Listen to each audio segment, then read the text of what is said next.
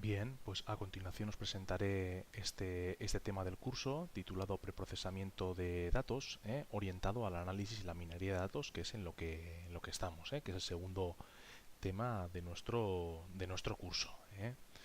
Bueno, me gusta esta imagen que trata de reflejar lo que es el pipeline o el flujo de lo que es un clásico proceso de análisis o de minería de datos, en el cual uno empieza a partir de los datos en crudo que tiene. Quizás todos ellos no son necesarios o útiles para el análisis que tiene en mente, por lo cual realiza una selección, se queda con unos datos objetivo. Luego, posteriormente, aquí viene el tema en concreto del que hablaremos hoy. A continuación, esos datos quizás tiene que preprocesarlos, hacerles unas tareas de preproceso, antes de quizás de hacer una transformación final, y posteriormente viene la parte clásica de lo que es la construcción de modelos, ¿no? Quizás la parte que más nos gusta o que más nos atrae del análisis de datos o construcción de esos modelos que se interpretan, se evalúan, ya los evaluamos nosotros los humanos, a ver si finalmente hemos llegado a esa parte final o a ese resultado final del conocimiento o del knowledge, teniendo en cuenta dónde hemos partido, ¿no? De los datos en crudo. Y bueno, pues este flujo, pues bueno, sí que tiene, refleja una interesante intuición de lo que puede ser un flujo clásico de análisis de datos, ¿no? Bien, ya centrándonos en el tema del preprocesamiento, pues bueno, la experiencia nos dice a los que trabajamos en este campo que aunque a menudo no le damos la importancia quizás suficiente, sí que una adecuada preparación de los datos es clave para un éxito posterior. Y bueno, fijaros en este pantallazo que os he puesto acerca bueno, en su momento el que era jefe de analista de datos de Yahoo, de Usama Fayyad, y que bueno, aquí lo que comentaba él, ¿no? Como diciendo, bueno, todos estamos muy preocupados por los algoritmos que finalmente utilizaremos, ¿no? Qué tipo de clasificador, una red bayesiana, una red neuronal, sea lo que sea, pero muchos de nosotros sabemos que en la práctica diaria mucha parte del trabajo que hacemos en el análisis y tratamiento de los datos es preprocesamiento de estos datos, y así pues comenta como en proyectos reales de análisis de datos un 70-80% del tiempo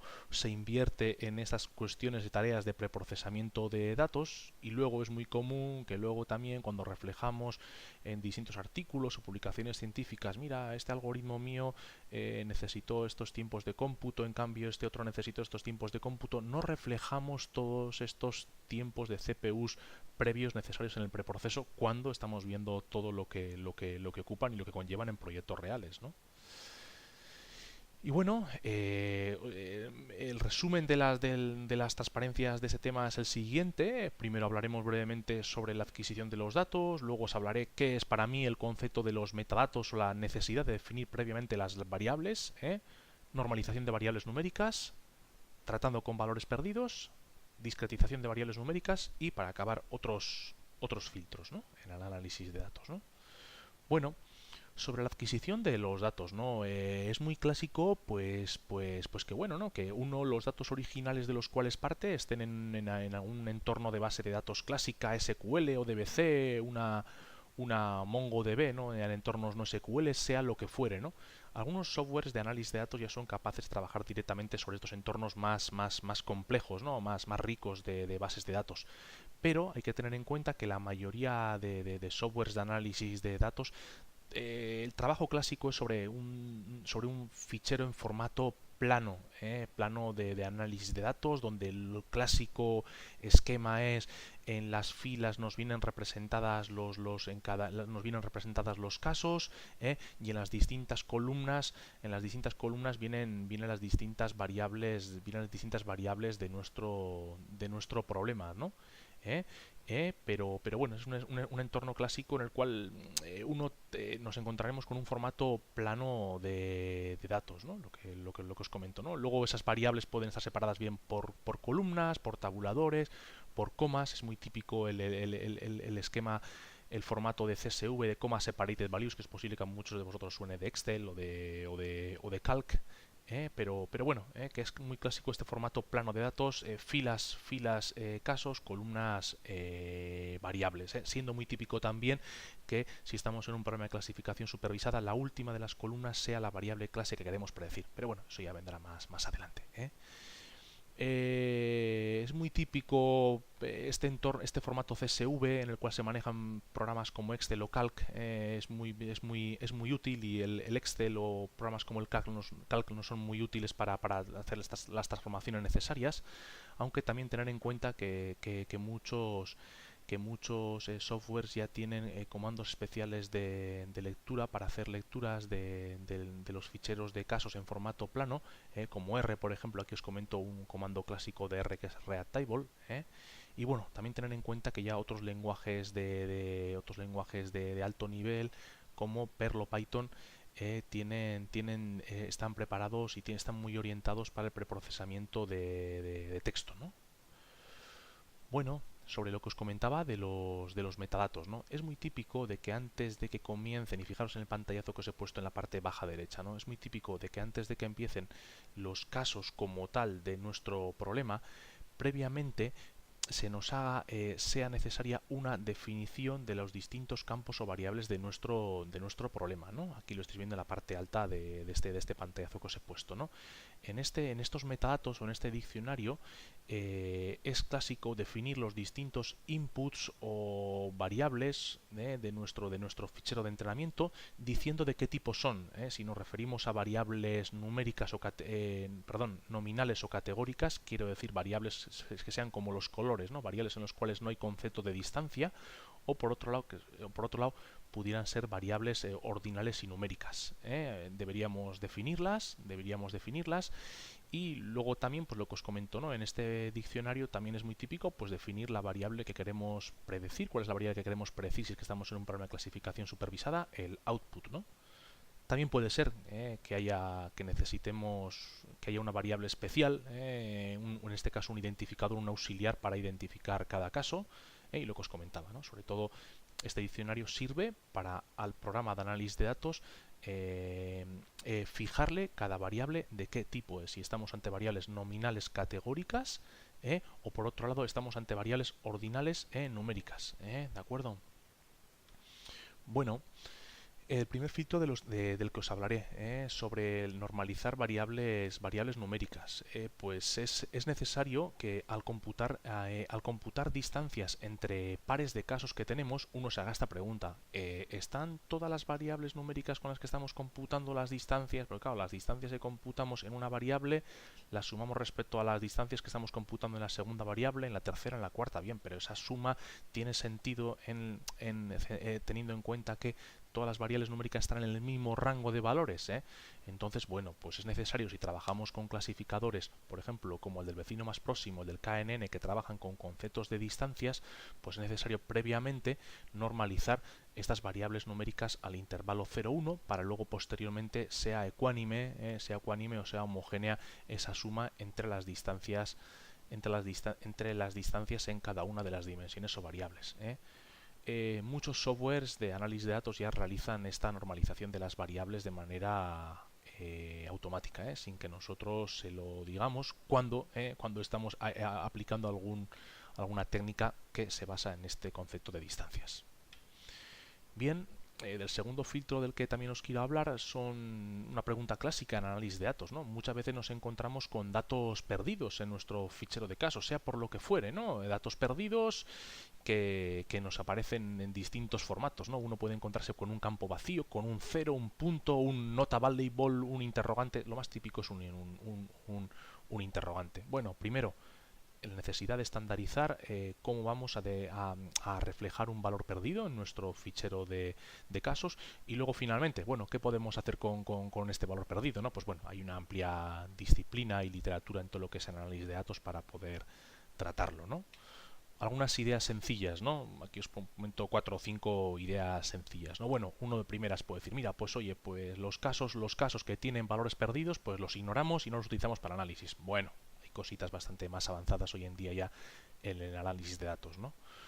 Por otro lado, también se podría el valor perdido tratar como un valor aparte. Bueno, no es estos dos, tanto la aproximación anterior como esta, no son las habituales, sino la solución o la contribución más clásica es imputar el valor perdido, si la variable está en la que está el valor perdido es numérica, imputarlo con la media, o por otro lado, si la variable en la cual está el valor perdido, imputarlo con la moda de esa variable. Me explico, con la media o con la moda de los casos que no, de los campos que obviamente pues que tienen un valor y que no están perdidos, ¿no? Bueno, una posibilidad es hacer esta imputación teniendo en cuenta la variable clase de nuestro problema. Si estamos en un problema de clasificación supervisada, pues bueno, fijaros en el ejemplo que os he puesto en la parte derecha, ¿no? Bueno, simplemente es una variable, nos encontramos en el quinto caso en la variable sepalWidth un valor perdido. Una posibilidad sería imputar la media de los 8 registros con valor no perdido en ese valor perdido, u otra posibilidad es decir, bueno, este quinto caso ¿de qué va? ¿De qué clase es? Bueno, es de la clase iris versicolor. Pues bueno, en este valor interrogante imputaré la media de aquellos casos que tienen el mismo valor de la variable clase que aquel en el que queremos imputar. Esto mismo, parece que he dicho algo muy complicado, pero ¿qué va? Sería imputar la media de 2,5, la media de 2,5, 2,9, pues ahí sería esta media, la media de 2,5, 2,9 es la que imputaríamos en este caso en el interrogante que tenemos ahí. Bueno, y por otro lado también tenemos hoy día técnicas más avanzadas que estas que os he comentado aquí de viva voz, y bueno, pues que es una disciplina también bien amplia, ¿no?, en el análisis de datos, ¿no? Bueno, otra técnica clásica de preprocesamiento, y quizás la más utilizada, es la discretización de variables numéricas. El objetivo sería reducir el número de valores de una variable numérica agrupándolos en un número fijo, no tiene por qué ser tampoco fijo, pero en un número concreto de intervalos. Y bueno, también es cierto que luego algunas técnicas de análisis de datos necesitan trabajar con variables que ya estén discretizadas y no pueden trabajar con variables numéricas. Pero bueno, la razón principal puede ser esa, ¿no? El querer trabajar con distintos, en vez de trabajar con la variable en su formato numérico con todos sus valores numéricos, agruparlos en un número concreto de intervalos. Bueno, discretizar una variable numérica no sale gratis, entre comillas no sale gratis, de que bueno, los resultados pueden ser luego mejores o pueden ser peores, pero los efectos no son nulos. Por ejemplo, si uno trabajase con un clasificador KNN o del vecino más próximo, si una variable numérica decide no discretizarla, tiene que tener en cuenta que la distancia con la cual trabajará el clasificador será una distancia euclídea. Pero si la variable ya la discretizamos, pasa de un estado ordinal pasa de un estado ordinal a un estado nominal. En el momento que se discretiza, uno ya no puede hablar de distancias entre los valores en un formato clásico. Me explico, la variable está en continuo, 4 menos 2 pues es igual a 2, 5 menos 3 es igual a 2, de acuerdo, pero en el momento que discretizamos la variable ya toma unos valores en unos rangos fijos, toma los valores A, B, C o D, o rojo, blanco, verde, y ahí ya cuál es la distancia entre B o C o cuál es la distancia entre rojo y verde no es tan trivial. Quiero decir, una vez de que una variable se discretiza, si queremos tomar distancias entre distintos valores, esto es, uno ya tiene que trabajar con distancias del estilo overlap. Quiero decir, ¿cuál es la distancia entre el valor discretizado A y el valor discretizado A? Pues obviamente 0, pero ¿cuál es la distancia entre el valor discretizado A y el B? 1, y entre el B y el C también 1. O somos iguales o somos diferentes, 0 o 1. Ojo, no es gratis, discretizar la variable. Y por otro lado, pues si uno también trabajase con un clasificador, por ejemplo, un clasificador bayesiano que trabaja con distribuciones de probabilidad, pues bueno, si una variable numérica decidimos no discretizarla, pues bueno, necesitaremos asumir una función de densidad concreta, sea gaussiana, sea lo que fuere, para esa variable numérica. Pero si decidimos discretizarla, ya tenemos que empezar a trabajar con probabilidades multinomiales para esa variable concreta, y obviamente pues no es lo mismo trabajar con las funciones de densidad o con probabilidades multinomiales. Bueno, tipos de discretización. Bueno, puede haber discretizaciones que sean supervisadas o no supervisadas, en el sentido de que tengamos en cuenta o no la variable clase para fijar esos intervalos cuando estamos en un problema de clasificación supervisada. La discretización también puede ser estática o dinámica, en el sentido de que estática, de que discretizamos primero una variable, luego otra, luego otra, luego otra, o tratamos de buscar una buena combinación de intervalos o de discretizaciones para todas las variables de manera simultánea. Y bueno, y otra posibilidad es pues que bueno, la discretización sea local o global. En este sentido, bueno, discretizo o no todas las variables, ¿no? Bueno, hay un problema, hay una decisión clásica, ¿no? En la discretización, ¿no? ¿En cuántos números de intervalos discretizaremos nuestra variable? Bueno, algunos métodos de discretización, como veremos posteriormente, exigen al usuario que fije de antemano el número de intervalos.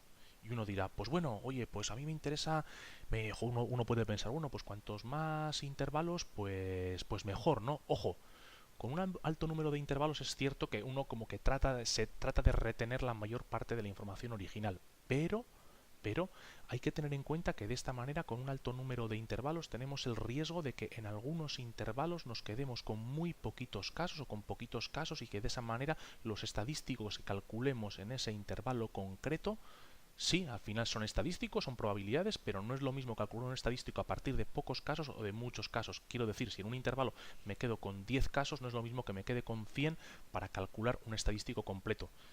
3 entre 100 es 0.3, 0.3 periódico, pero también lo es 30 entre 100, y obviamente es bastante más robusto el estadístico que parte de 30 entre 100 que no el de 3 entre 10.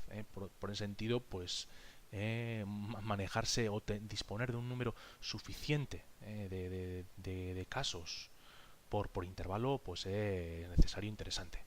En la literatura hay distintas propuestas y variadas para fijar el número de intervalos con el que trabajar, y aquí tenéis algunos, aquí os comento pues un par de posibilidades, ¿no?